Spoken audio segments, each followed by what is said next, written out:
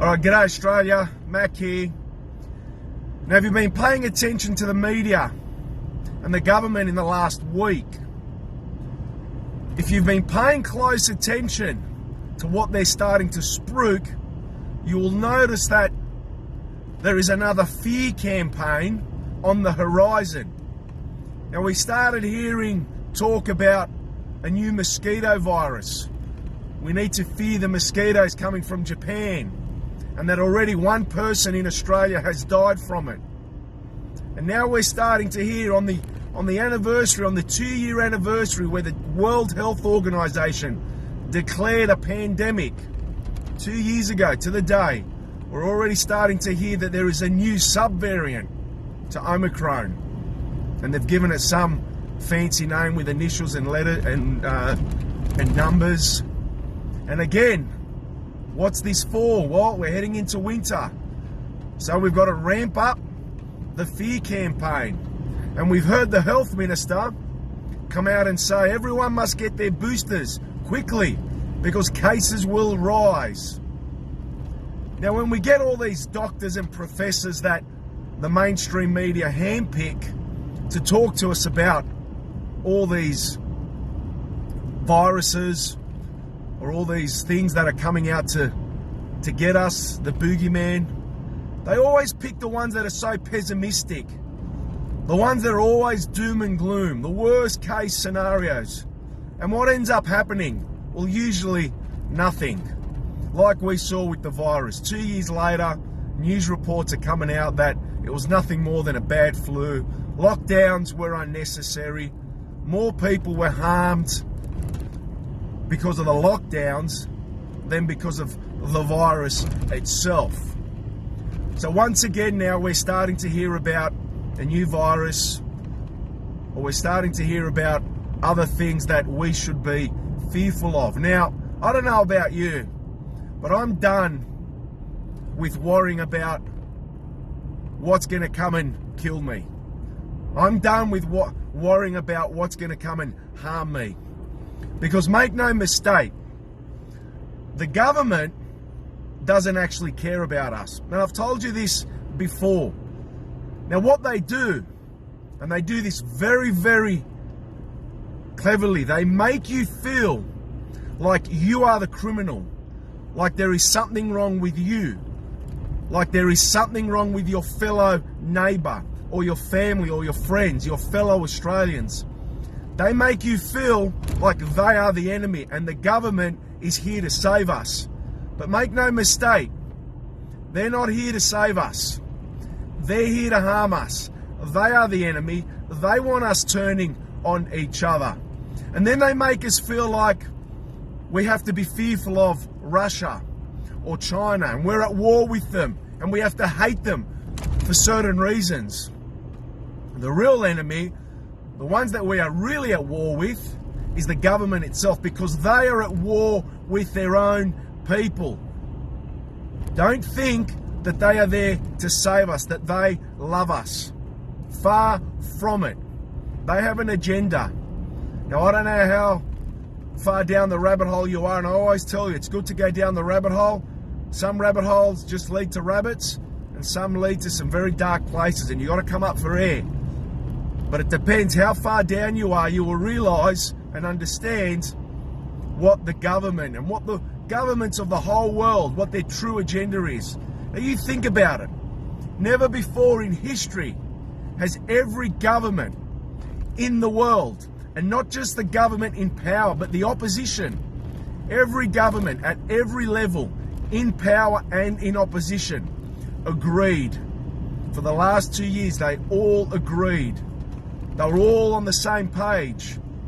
Never before has that happened.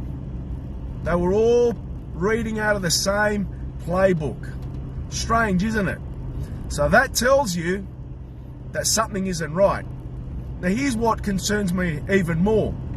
The same people, the same governments, the same sanctimonious celebrities and media personalities that actually don't have a personality at all are the same ones now telling us we must pray for Ukraine, we must hate Russia, we must light up our buildings, blue and yellow. Now, I'm not having a go at Ukraine. I understand there are people on both sides that are dying, that are suffering. But the same people that told us to be careful of the virus and that we have to stay locked up and we need to get triple jabbed and we need to mask up are the same ones now telling us we must hate a certain country. I won't buy into that.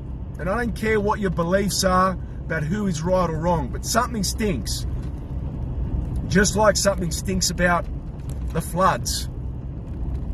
How long did it take our government to get their ass into gear and send help to those poor people up north? It was the people of Australia that came together and said, you know what? We don't need you, ScoMo. We don't need you, Dom Perrottet. We don't need you, Anastasia Palaszczuk. We don't need any of you. The people can get it together. And they did. And now we have the government wanting their photo opportunities to show how much they've done. The point of this talk is, do not buy into another fear campaign. Do not buy into the scare tactics. Do not think the government is going to come and save you. And for God's sake, do not turn on your neighbours.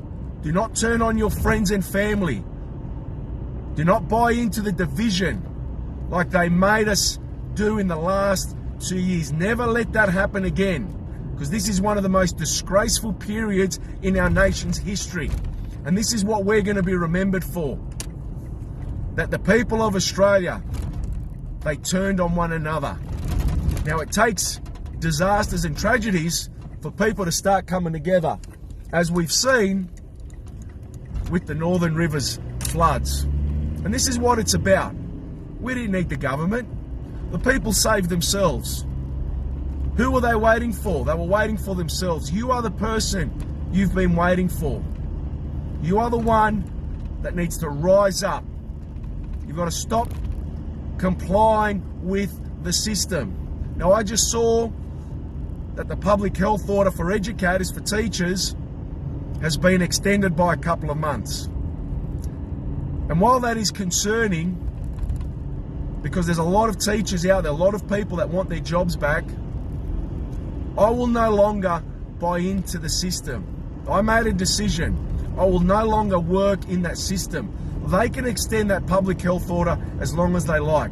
But we are going to keep turning up. We are going to keep fighting. And why am I fighting? I'm fighting for all the people that do want their jobs back in the education sector. Because there are good people there that gave up so much, put so much into their careers. And this government came and took that choice away from them. Now, 6 months ago, I had a job. I was like everyone else. Turned up to work, paid my bills, looked after the family.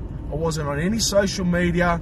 I just wanted to get on with my life until the government put their arm into my house and said, you can no longer work unless you have an injection. And that is when I said enough was enough.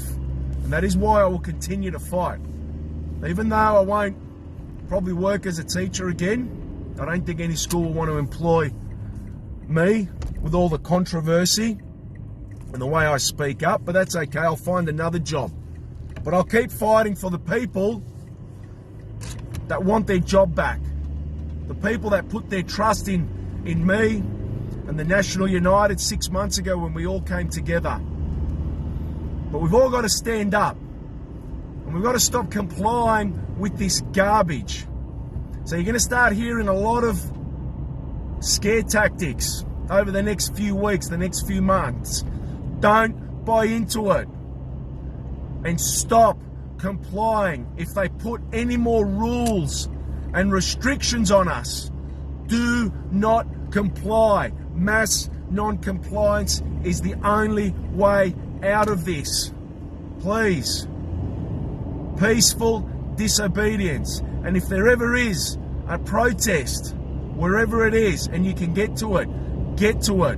Boots on the ground. We need the numbers. So my fellow Australians, that's all I wanted to say this early morning. Go in peace. God bless. Stay safe. We've got this. remember, we're the ones we've been waiting for.